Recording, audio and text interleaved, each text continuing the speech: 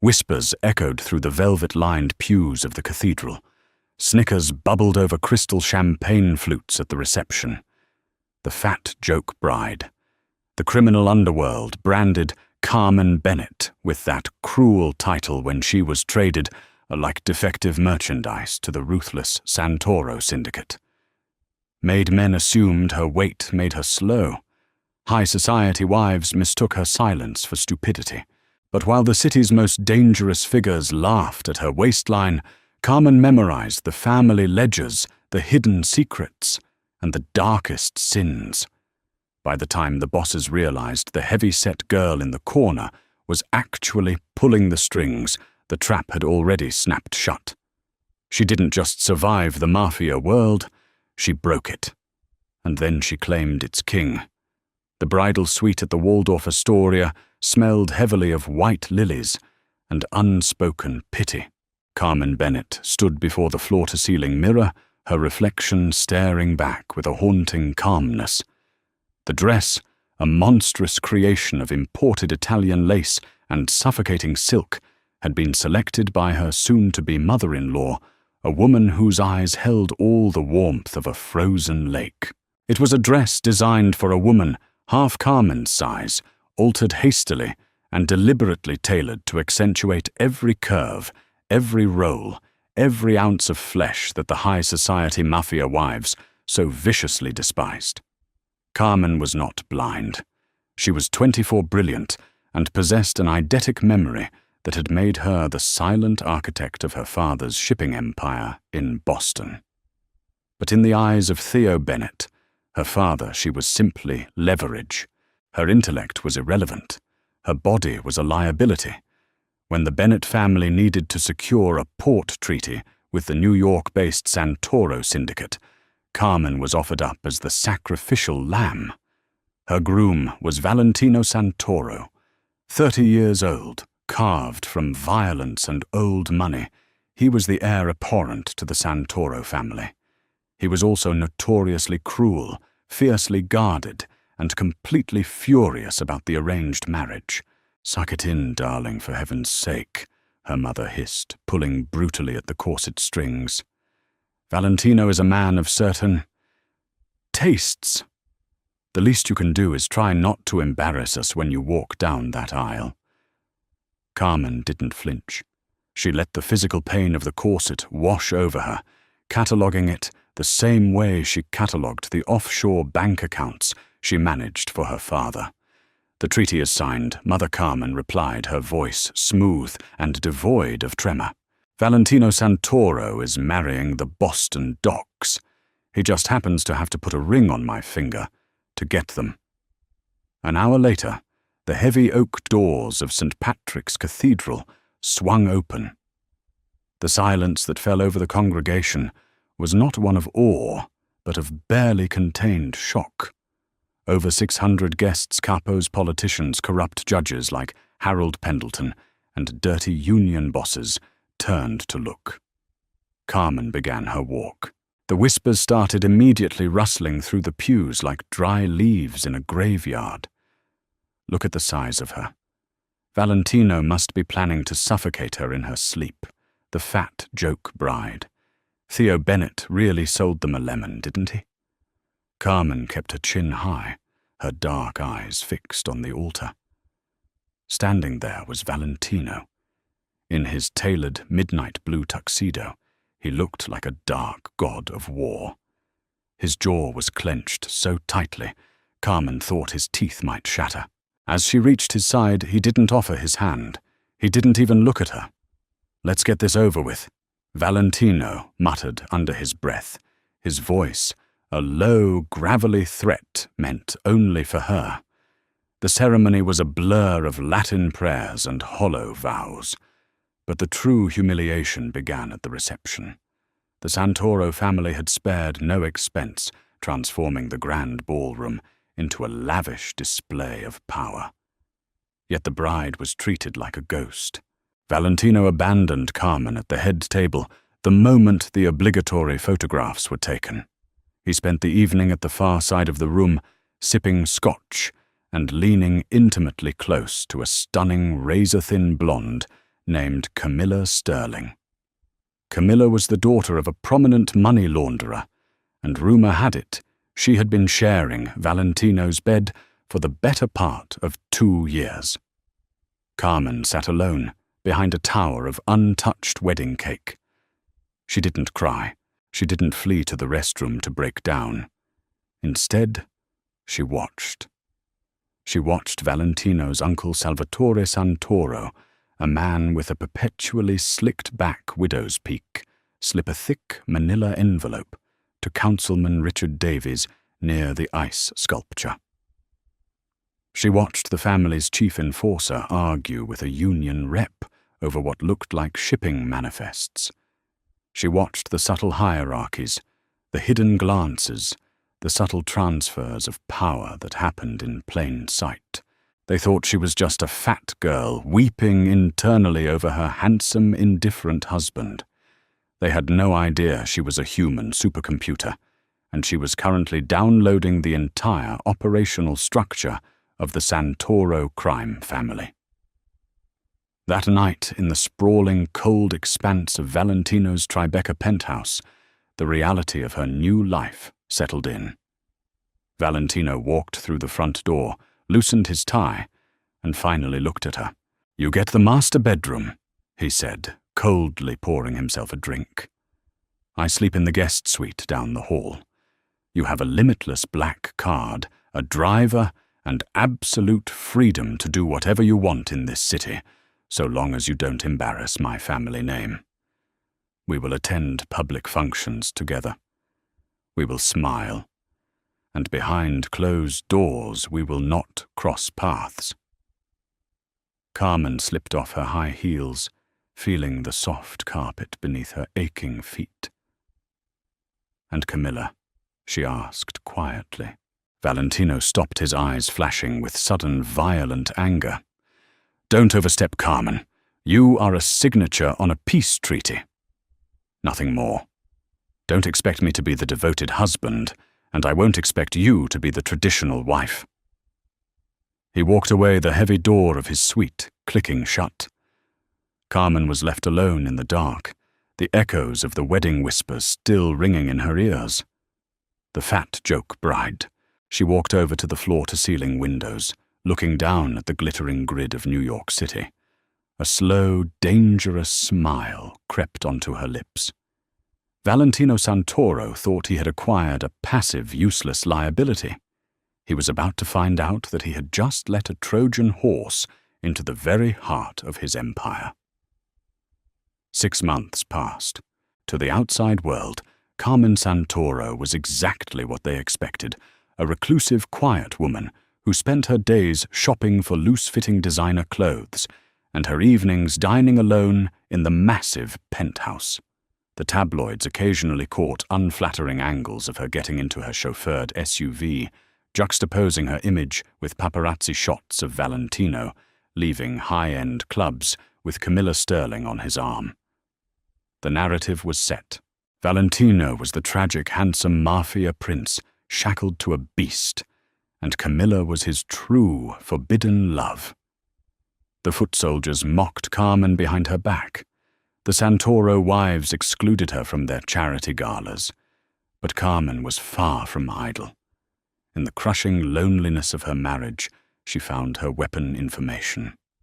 Valentino was a brilliant tactician on the streets, but he was notoriously old school when it came to his money. He kept physical ledgers in a biometric safe in his home office, a room Carmen was explicitly forbidden to enter.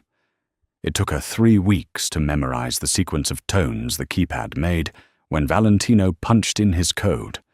It took her another 2 days to lift his fingerprint from a crystal Scotch glass and replicate it, using a high-grade silicone mold she ordered under a fake name. Every Tuesday and Thursday night when Valentino was working late, which usually meant he was with Camilla or running the docks, Carmen slipped into the office. She didn't just read the ledgers, she devoured them. With her eidetic memory, she cross-referenced the Santoro family's legal front businesses with their illicit cash flows. Within 2 months, Carmen spotted a massive bleeding anomaly. Millions of dollars were being systematically siphoned from the Santoro construction unions. The money was being funneled through shell companies in the Cayman Islands, companies that, according to Valentino's own notes, belonged to a rival Irish faction on the west side. Valentino's ledgers showed him preparing for a bloody turf war, convinced the Irish were bleeding him dry. But Carmen's brilliant mathematical mind caught what Valentino missed. The routing numbers for the offshore accounts didn't match the Irish syndicate's usual laundering channels. They matched a boutique real estate firm in Manhattan, a firm owned by Camilla Sterling's father under the direct protection of Valentino's uncle, Salvatore Santoro. Salvatore was stealing from the family, setting Valentino up to go to war with the Irish and planning to let Valentino take the fall so he could usurp the position of underboss. And Camilla, the beautiful thin mistress, was the spider holding the web together, keeping Valentino distracted, while her family robbed him blind. Carmen had the proof, but she knew presenting it directly to a husband who loathed her would be suicide. He wouldn't believe her. She needed leverage. She needed the perfect moment. That moment arrived on a freezing Tuesday evening in November. Valentino had begrudgingly brought Carmen to a mandatory family dinner at Tavolino's, an exclusive mob-owned Italian restaurant in Little Italy. Uncle Salvatore was there, smiling his greasy paternal smile. Camilla was conspicuously absent, but her perfume lingered on Valentino's jacket.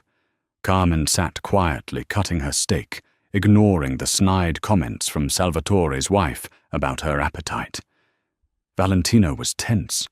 He had been losing shipments at the docks, his men were getting restless, and the stress was carving deep lines into his handsome face. Then, the ambient noise of the restaurant was shattered by the deafening roar of automatic gunfire. The front plate glass windows exploded inward. Screams erupted as patrons dove to the floor. Carmen didn't scream.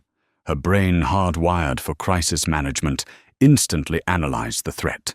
3 shooters masked, wielding heavy-caliber weapons, entering through the main doors. It was a professional hit. Valentino instantly flipped their heavy oak table, dragging Carmen to the ground behind it. Bullets chewed through the wood, raining splinters over them. "Stay down," Valentino roared, pulling his sidearm. He fired twice over the barricade, taking down one of the shooters, but the other 2 laid down, suppressing fire, advancing on their position. Valentino was pinned. His bodyguards at the front door were already dead. Salvatore had conveniently stepped away to the restroom moments before the attack. It's Salvatore Carmen thought, her pulse pounding, but her mind crystal clear. He tipped them off.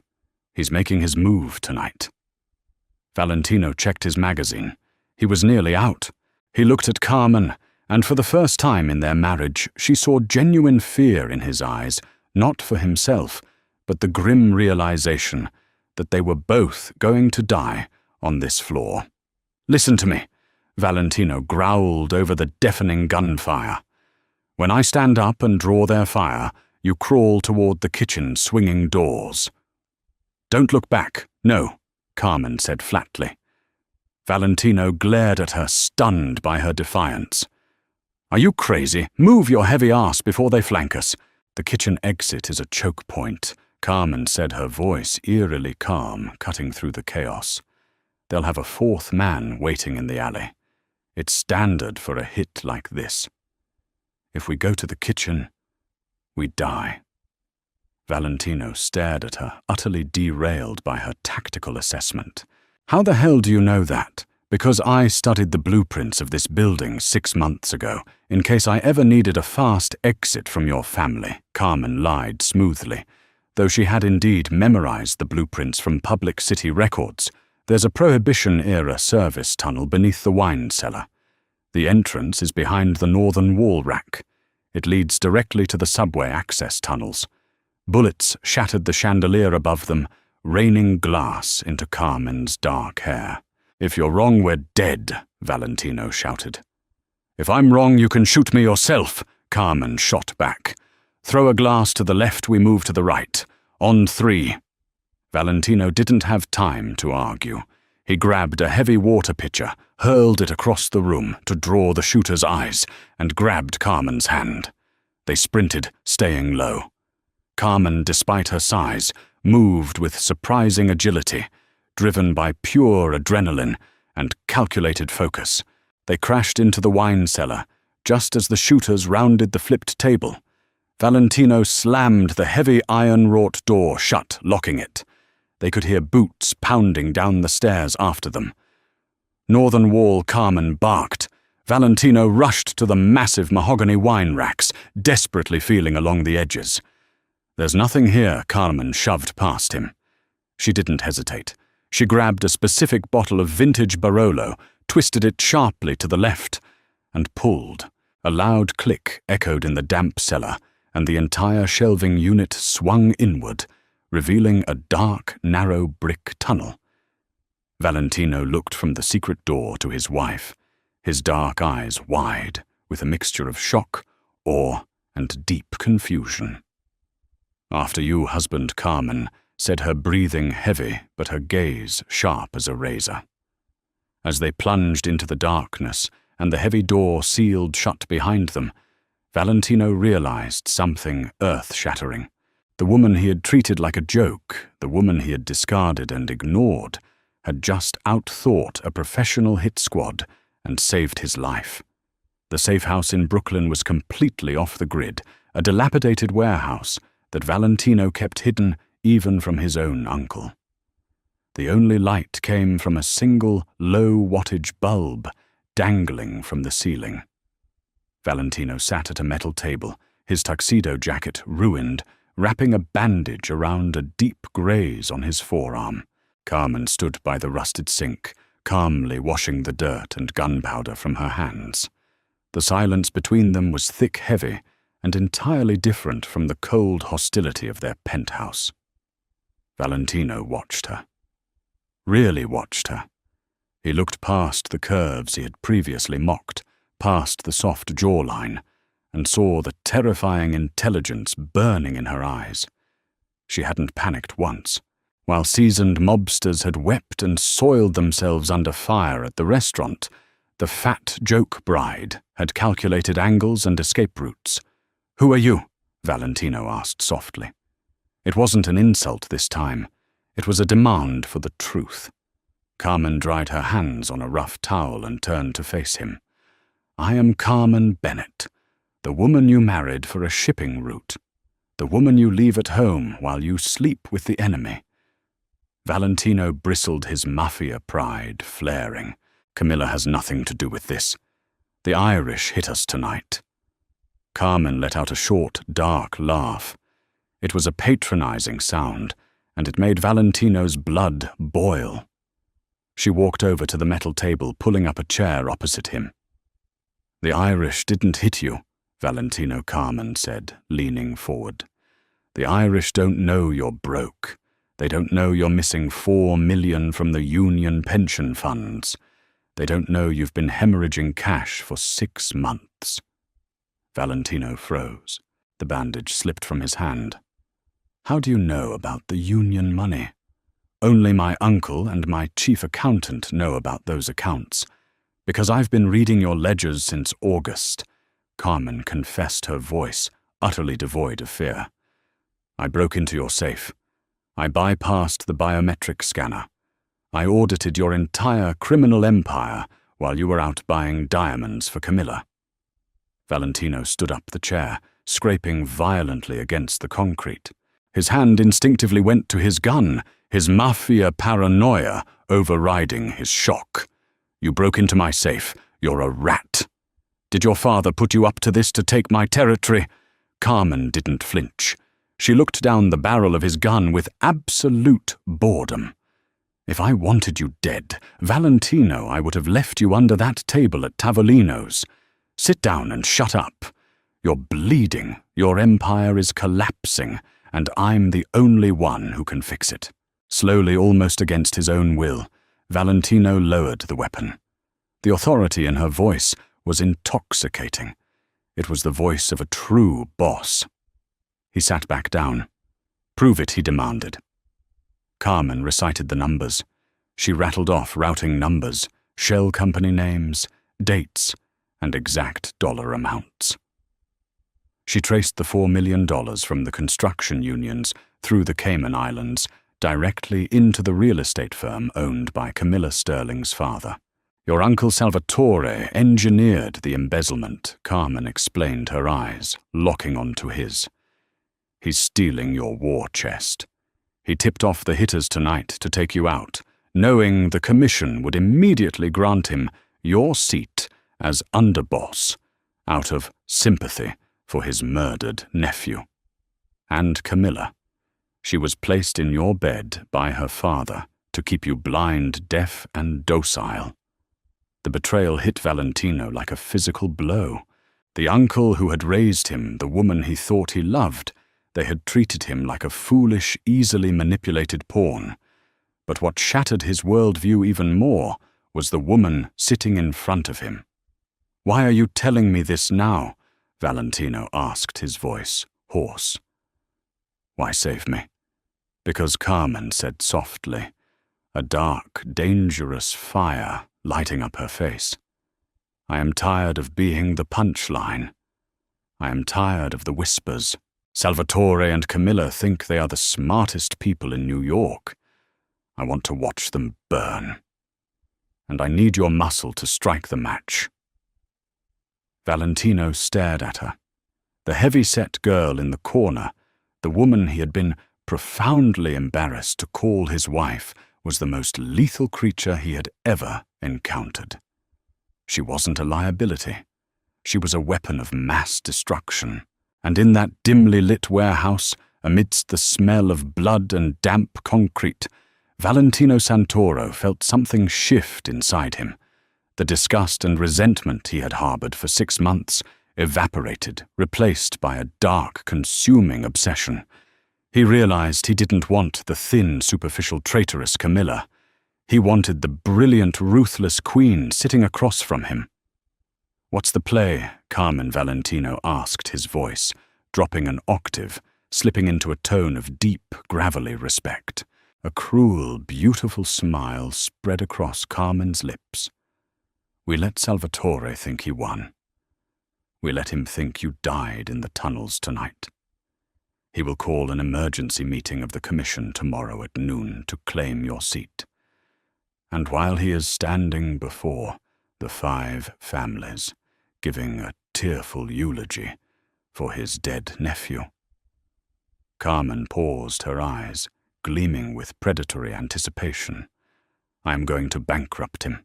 I'm going to drain his offshore accounts, freeze his assets, and send an anonymous encrypted dossier of his embezzlement directly to the other dons.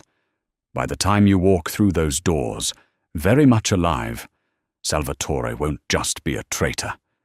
He will be a broke, powerless liability to the entire commission." Valentino felt a shiver run down his spine. It was a masterful, flawless strategy. It was bloodless, yet infinitely more devastating than a bullet. He leaned across the table, his face mere inches from hers. For the first time, he noticed the faint scent of vanilla and gunpowder on her skin. He noticed the sharp intelligence in her dark eyes. And Camilla Valentino whispered.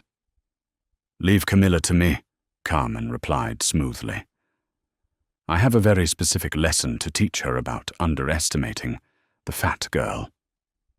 Valentino reached out his blood-stained hand, gently cupping Carmen's jaw. She stiffened, unused to his touch, but didn't pull away. "They called you a joke," Valentino murmured, his thumb brushing against her cheek, his eyes dark with a sudden violent possessiveness. "They have no idea. You're the deadliest secret in this city, Mia Regina, my queen." The alliance was struck in the shadows. The underboss and his unseen queen. Tomorrow the Santoro family would be purged in fire, and the underworld would finally learn the terrifying truth about Carmen Bennett. The punchline was over.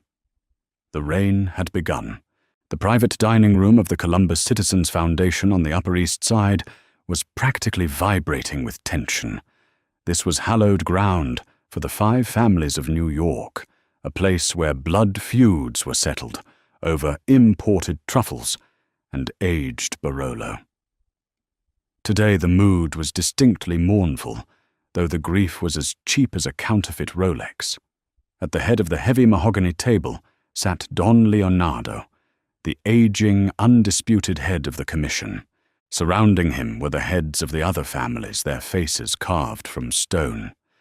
And standing at the foot of the table, dabbing his dry eyes with a monogrammed silk handkerchief, was Salvatore Santoro. My nephew Valentino was a hothead. Salvatore said, his voice trembling with practiced sorrow. He was young, reckless, and he let the Irish bait him into a war we weren't prepared for. Last night at Tavolino's, he paid the ultimate price for his arrogance, his body. Well, the fire in the tunnels left nothing to recover. But the Santoro family cannot show weakness. We must stabilize the ports. With a heavy heart, I ask the Commission to formally recognize my succession as boss. Don Leonardo slowly steepled his fingers, the heavy gold of his pinky ring catching the low light. A tragic loss, Sal. Valentino was a capable earner. If what you say is true, we must maintain order. Does anyone here dispute Salvatore's claim to the Santoro throne? Silence hung in the air. Salvatore lowered his handkerchief, a microscopic smirk playing at the corner of his lips. He had done it. He had outsmarted them all. I have a minor dispute, Leonardo. The voice came from the back of the room, cutting through the silence like a gunshot. The heavy oak doors had been opened without a sound.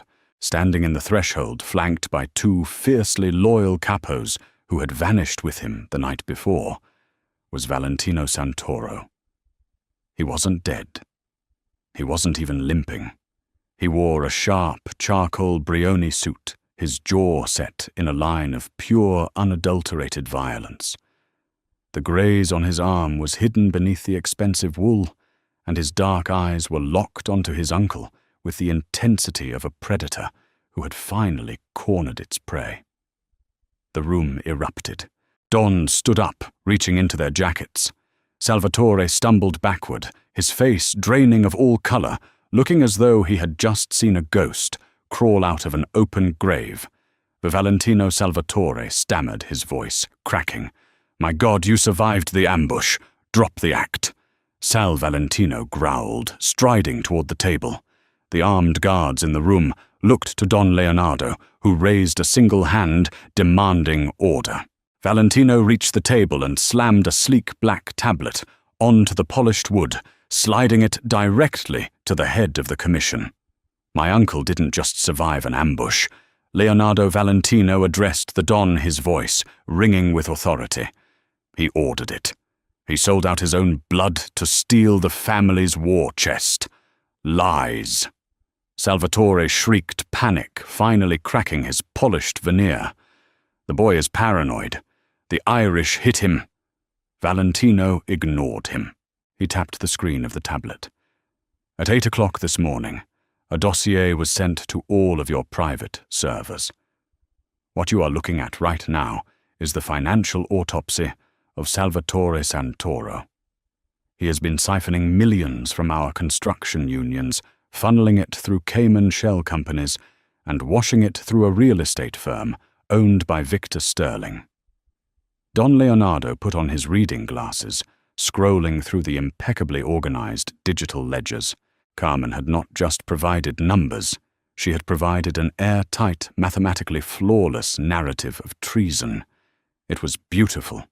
It was damning. These documents could be forged, Salvatore yelled, sweating profusely. He's trying to usurp me.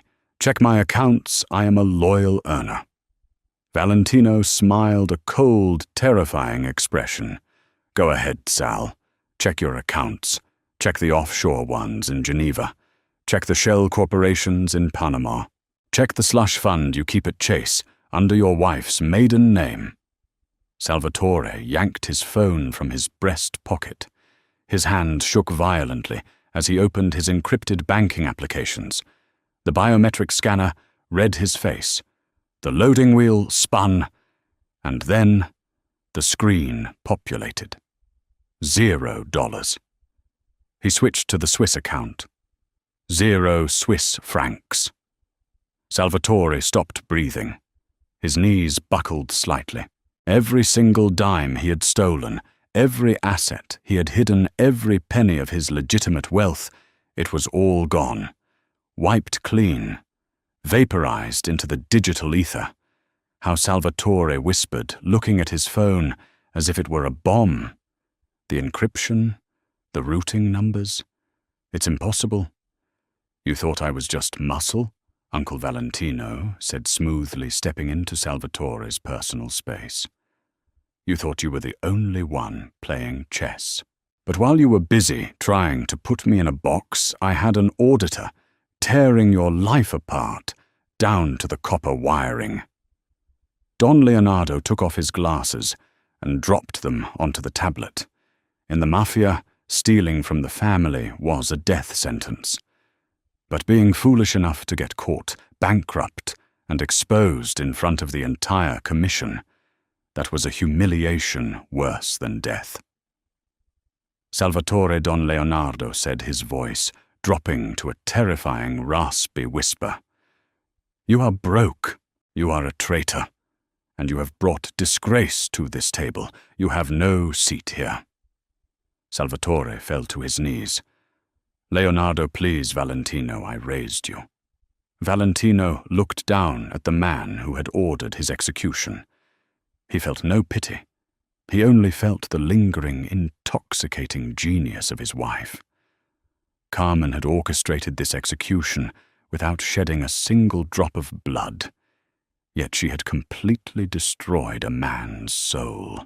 Take him to the Brooklyn Navy Yard. Valentino commanded his capos, turning his back on his uncle's sobbing form. And make sure he understands exactly why he's going into the water. As Salvatore was dragged screaming from the room, Don Leonardo poured a glass of Patek Philippe vintage scotch and pushed it across the table toward Valentino. It seems the Santoro family is under new, much smarter management, Leonardo noted, raising his own glass. Who broke his encryptions, Valentino? That level of financial warfare, that requires a ghost. Valentino took the glass. A genuine, dangerous smile touched his lips as he thought of the heavy-set woman sitting in his penthouse, currently holding the strings to a multi-million-dollar empire. Let's just say, Valentino replied, downing the scotch I married well. While Valentino was claiming his throne among the 5 families, Carmen Bennett was tying up the final loose end. The penthouse suite at the Baccarat Hotel and Residences was a monument to new money and bad taste. Mirrored walls, excessive crystal chandeliers, and white leather furniture dominated the space. It was the private sanctuary of Camilla Sterling, paid for entirely by the embezzled Santoro funds. Camilla was sitting on a plush velvet sofa, wearing a silk robe, sipping a mimosa, and scrolling through Instagram. She was waiting for Salvatore to call her with the good news. Valentino was supposed to be dead. Salvatore was supposed to be the new boss. And Camilla was supposed to inherit the role of the city's undisputed Mafia princess. The heavy oak doors of the penthouse didn't just open. They were smoothly unlocked by the electronic master key. Camilla looked up, an annoyed scowl twisting her perfectly contoured face. I told housekeeping to come back, and she froze. Stepping into her pristine white living room was Carmen. She wasn't wearing the baggy apologetic clothing she usually hid in. Carmen wore a sharply tailored, dark emerald trench coat that commanded attention, a pair of black leather gloves, and an expression of absolute terrifying serenity. Camilla blinked, her shock quickly morphing into cruel amusement. She laughed, a high, mocking sound.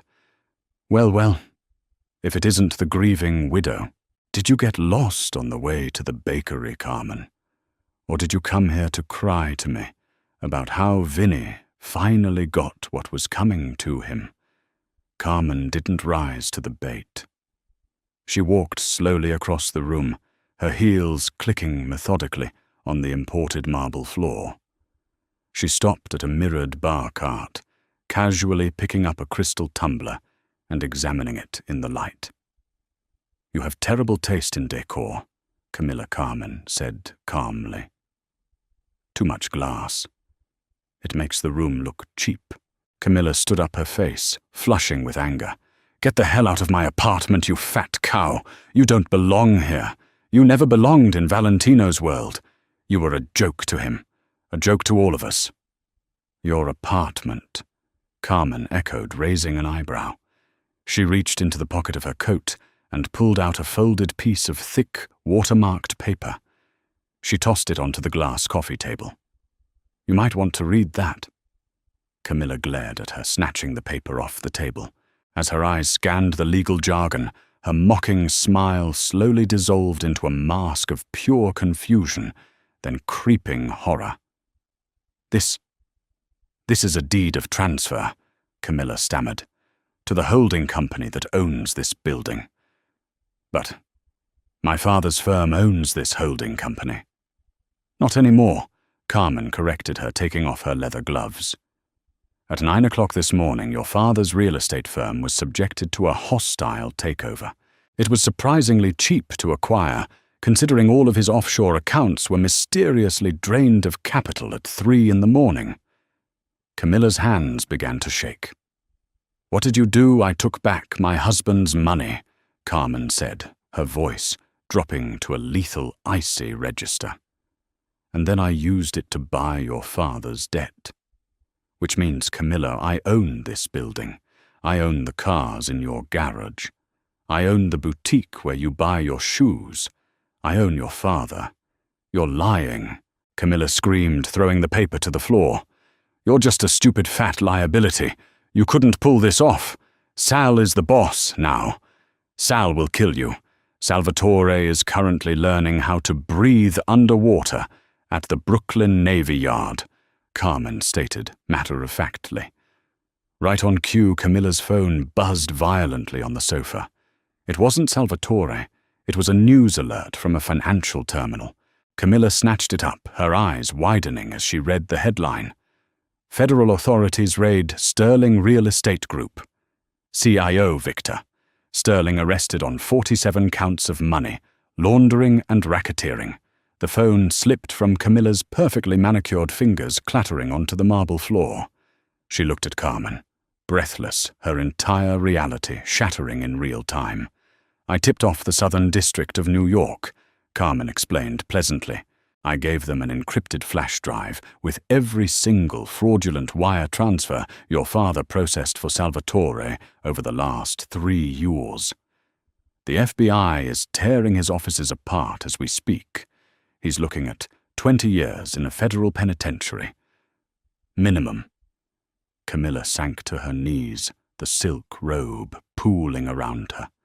The sheer magnitude of the destruction was incomprehensible. This quiet, heavy-set girl, the one she had mocked, the one she had laughed at with Valentino, had systematically dismantled a multi-million-dollar criminal conspiracy before breakfast. Why, Camilla gasped, tears of genuine panic spilling down her cheeks. "Why are you doing this?" Carmen stepped closer, looking down at the beautiful broken woman at her feet. "Because you made the fatal mistake of thinking weight equates to weakness. You thought because I took up space, I was slow, but I was just watching you, all of you, memorizing your flaws." Suddenly the penthouse doors opened again. Valentino walked in, flanked by his men. He looked immaculate, powerful, and utterly terrifying. Camilla let out a sob of relief. She scrambled to her feet and ran toward him. "Vinny, oh God, Vinny, you're alive. Sal lied to me. And this crazy bitch, she's framing my father. She's trying to ruin us. Tell her, Vinny. Tell her to stop. Camilla reached out to grab Valentino's lapels, expecting the man who had shared her bed to protect her. Valentino didn't even blink. He reached out, grabbed Camilla by the throat, and shoved her violently backward. Camilla crashed into the glass coffee table, shattering it, crying out in pain and shock. Valentino didn't look at Camilla. His dark, obsessive gaze bypassed the thin, crying mistress entirely and locked onto Carmen. He walked past the wreckage of the table, stepping right over Camilla, until he stood before his wife. To Camilla's absolute horror, Valentino Santoro, the most ruthless, unyielding man in the New York underworld, bowed his head slightly, reaching out to gently take Carmen's hand. "It's done," Valentino murmured, his voice thick with a reverence he had never shown to another human being. "The commission is ours. Salvatore is gone. You were flawless." Carmen looked at her husband, seeing the raw, predatory loyalty burning in his eyes. She squeezed his hand. "And the sterling problem?" Valentino finally glanced down at Camilla, who was sobbing amidst the broken glass, clutching her bruised shoulder. His eyes held nothing but disgust. "She's nothing," Valentino said coldly. "A parasite. Throw her out on the street. Let her watch her father rot in federal prison from a soup kitchen line." Valentino turned back to Carmen, pulling her firmly against his chest. He kissed her forehead, a public, undeniable declaration of his allegiance.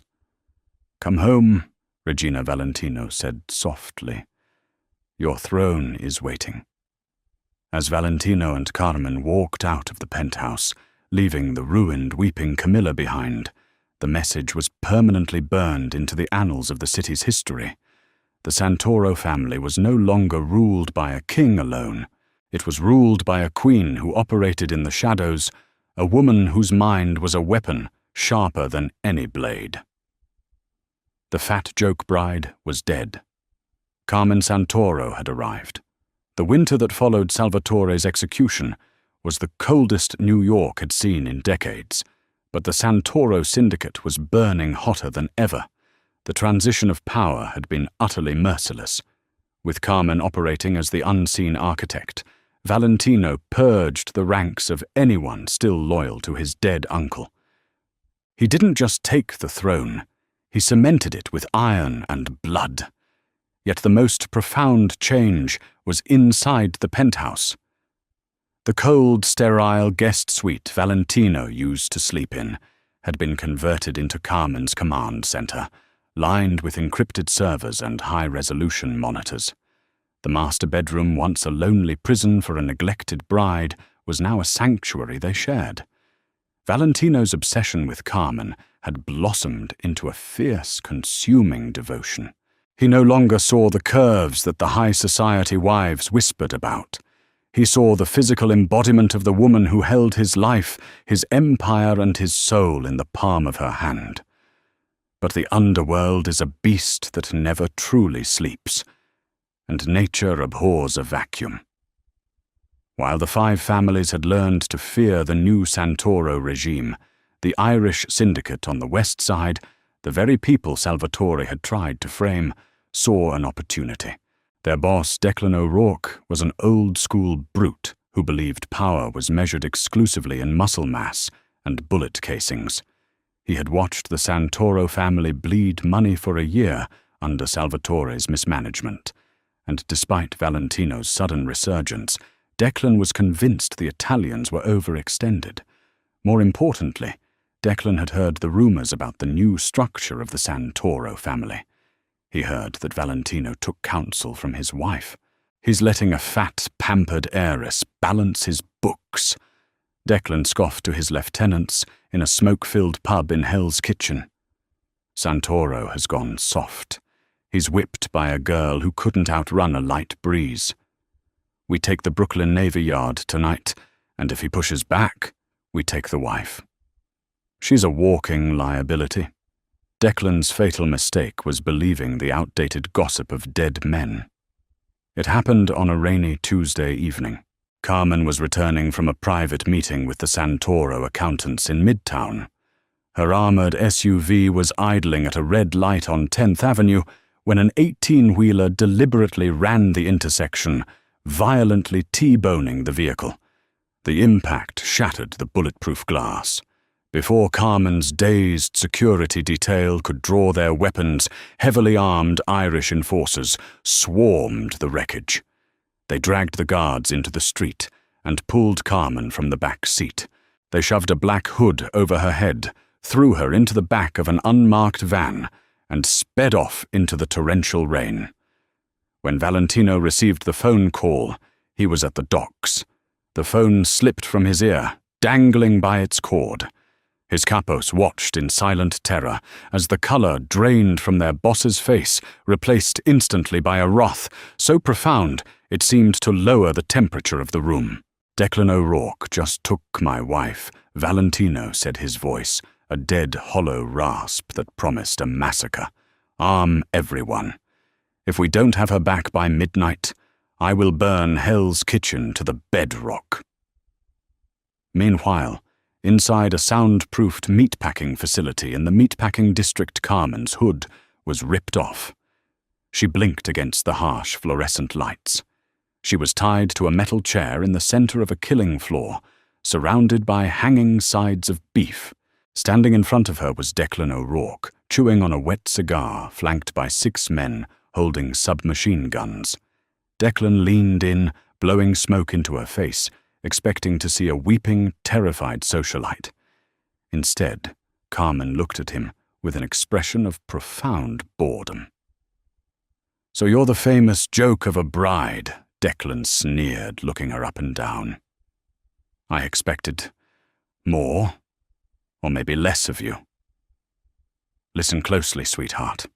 In about 10 minutes, I'm calling your husband.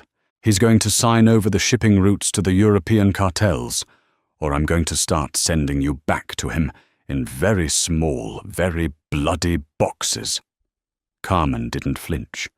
She took a slow breath, inhaling the copper scent of the room, and did what she always did. She analyzed the board. Declan O'Rourke Carmen, said, her voice smooth and conversational, echoing off the tile walls. "You are currently running 3 illegal casinos in Queens, a gun-running operation through the port of Newark, and you have exactly $12 million buried in a Cayman account under your sister's maiden name." Declan stopped chewing his cigar. The smug smile slid off his face. "How the hell do you know that I know everything?" Carmen replied softly. "And I know that your men are sloppy. When your van hit my car, you thought you captured a liability. You thought you brought a hostage into your fortress." A chilling, predatory smile crept onto Carmen's lips. It was the exact same smile Valentino wore right before he pulled a trigger. "You didn't kidnap a hostage," Declan Carmen whispered. "You brought a Trojan horse through your front door." Declan took a step back, a sudden, inexplicable sliver of fear piercing his bravado. "What are you talking about?" Carmen tilted her head. "Did you really think a woman who dismantled a billionaire's empire before breakfast wouldn't have a contingency plan for a smash-and-grab check the clasp of my necklace? The emerald one." Declan hesitated, then aggressively stepped forward, yanking the heavy emerald pendant from Carmen's neck. He flipped it over. Embedded in the silver casing was a blinking red microtransponder. It wasn't just a GPS tracker. It was a military-grade localized signal jammer and beacon. It took my husband's men approximately 4 minutes to lock onto that frequency. Carmen checked the gold Rolex on her wrist. "Which means Valentino isn't waiting for your phone call, Declan. He's already here." Right on cue, the reinforced steel doors of the meatpacking facility blew off their hinges. The explosion sent Declan's men flying across the blood-stained floor. Smoke and debris filled the room, and through the haze stepped Valentino Santoro. He was flanked by 20 of his most lethal enforcers, carrying tactical shotguns and assault rifles. Valentino's eyes locked onto Carmen, tied to the chair. Seeing her restrained, seeing another man's hands on her, snapped the last remaining tether of his restraint. "Kill them all!" Valentino roared. The killing floor turned into an absolute slaughterhouse. The Irish syndicate soldiers didn't stand a chance against the highly trained, enraged Santoro hit squad. Gunfire deafened the room, shattering the hanging meat and turning the white tiles crimson. Declan, realizing he had been utterly outplayed, dropped his cigar and lunged for Carmen, pulling a serrated combat knife from his belt. If he was going down, he was taking the Queen with him. He didn't make it 2 steps. Valentino crossed the room with terrifying speed. He tackled the Irish boss, slamming him into the metal grating of the floor. Valentino didn't use a gun. He used his bare hands. He struck Declan with sickening, bone-crunching force, his fists driven by the pure, unadulterated terror of almost losing the woman he loved. "Valentino, stop." The voice was calm, authoritative, and sliced through the ringing silence that followed the gunfire. Valentino froze, his fist raised, dripping with Declan's blood. He looked up, his chest heaving, his eyes wild. Carmen had already freed herself from the zip ties, using a concealed ceramic blade she kept in the lining of her coat. She stood up, brushing a speck of dust from her skirt. She walked over to where Valentino knelt over the broken, gasping Irish boss. Declan looked up at Carmen through a swollen, bloody eye. He finally understood the rumors. He finally understood why the Santoro family was terrifying again. The monster wasn't just the man throwing the punches, it was the woman directing them. "You called me a joke," Carmen said softly, looking down at Declan. "Just like Salvatore did. Just like Camilla did. Let me explain the punchline to you." She reached into her coat pocket and pulled out her smartphone.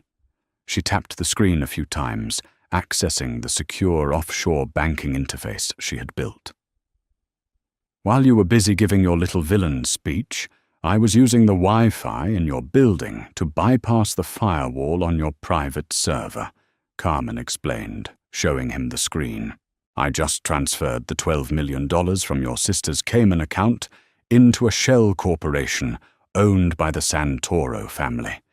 Your life savings just paid for my ruined armored car. And as for your gun-running routes in Newark, I've already tipped off the ATF. They're raiding your warehouses right now." Declan let out a guttural, wet sob of total defeat. She hadn't just survived him. She had erased his entire legacy in 10 minutes. "Valentino, Carmen," said her voice devoid of mercy. "Finish it." Valentino didn't hesitate. He drew his sidearm and put a single bullet through Declan's head. The war was over before it even began. Valentino stood up, holstering his weapon. He looked around the ruined room, then back to his wife. His hands, still coated in blood, reached out gently, cupping her face. He didn't care about the gore, the smoke, or the dead men at their feet.